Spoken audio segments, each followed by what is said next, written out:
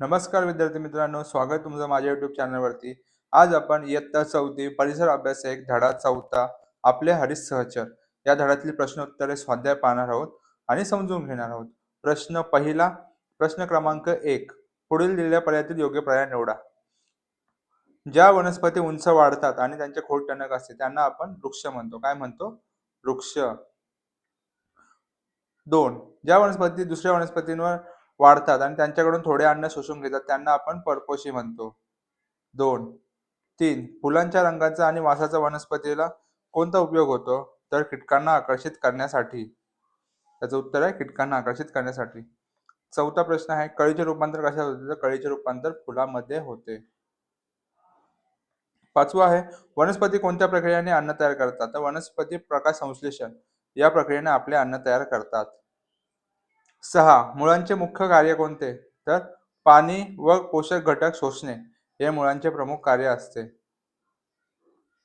आता प्रश्न क्रमांक 2. एका वाक्यात उत्तरे द्या. इथे लिहून झालेलं नाही, पण तुम्हाला सांगतो प्रश्न क्रमांक 2. ज्या मुळाला मुख्य मुळापासून लहान रूपामध्ये मुळे फुटतात त्यांना कोणते मूळ म्हणतात? तर ज्या मुळाला मुख्य मुळापासून लहान लहान उपमुळे फुटतात त्याला आपण सोटमूळ म्हणतो. काय म्हणतो? सोटमूळ. हे बघा इथं आकृती दिलेली आहे, प्रतिमा दिलेली आहे. 2. वनस्पती आपले अन्न तयार करण्यासाठी कोणत्या भागाचा वापर करतात? तर वनस्पती आपले अन्न तयार करण्यासाठी पानांचा व मुळांचा, पण जास्त करून पानांचा वापर करतात. 3. प्रकाश संश्लेषण वनस्पतींना कोणते घटक आवश्यक असतात? तर प्रकाश संश्लेषण या प्रक्रियेत वनस्पतींना पाणी, हवा, सूर्यप्रकाश यांची गरज असते. सूर्यप्रकाश, हवा आणि पाणी या तिघांच्या मिश्रणामुळे वनस्पती आपले अन्न तयार करतात. आता पुढचा प्रश्न पाहूया. प्रश्न 3. खालील शब्दकोशातील वनस्पतींची नावे शोधून लिहा. हे शब्दकोश वेगळे, पुस्तकातलं वेगळे. फक्त मी उत्तरं दिली आहेत ती घ्या. अमरवेल पहिला झाड आहे, पहिली वनस्पती अमरवेल. दुसरी आहे बांबू, तिसरी आहे पालक, चौथी आहे लाजाळू, नंतर 5वी आहे मका. अशा प्रकारे वनस्पतींची नावे शब्दकोशामध्ये आहेत. आता पुढचा प्रश्न घेऊया. प्रश्न क्रमांक 4. खालील प्रश्नांची उत्तरे द्या. घरात किंवा परसबागेत वनस्पतींची लागवड का करावी?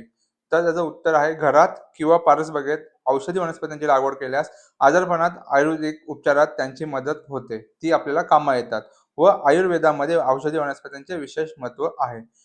अशा प्रकारे घरात किंवा परसबागेत औषधी लागवड वनस्पतींची लागवड करणे आवश्यक आहे. याच्यामध्ये कोणकोणते आहेत? तर तुळस झालं, ॲलोवेरा झालं,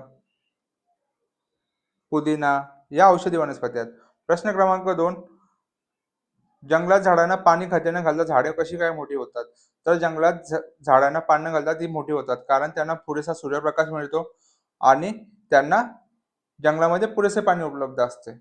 त्यामुळे त्यांची वाढ मोठी होते.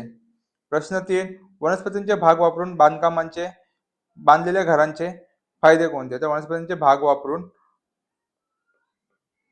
बांधलेल्या घरात तापमान बाह्य तापमानापेक्षा कमी राहते. त्या घरामुळे कोणतेही प्रदूषण होत नाही आणि नैसर्गिक व शाश्वत राहणीमान आणण्यास आपल्याला मदत होते. अशा प्रकारे प्रश्न 3 झालेला आहे. आता प्रश्न क्रमांक 5. चित्राचे निरीक्षण करून वनस्पतींच्या भागाचे नाव व उपयोग लिहा. तर पहिला आहे खोड. या भागापासून आपण घरकामासाठी खूप मदत होते. आणि दुसरा आहे पान. पानापासून काही वनस्पती औषधी स्वरूपात असतात. याचा उपयोग आयुर्वेदात होतो. फळाचा वापर आपण खाण्यासाठी करतो. मूळ यांचा वापर आपण आयुर्वेदामध्ये औषध म्हणून करतो. नंतर फुलाचा वापर आपण सजावटीसाठी करतो. अशा प्रकारे आपला स्वाध्याय संपलेला आहे. नंतर पुढे तिथपर्यंत स्वाध्याय संपलेला आहे.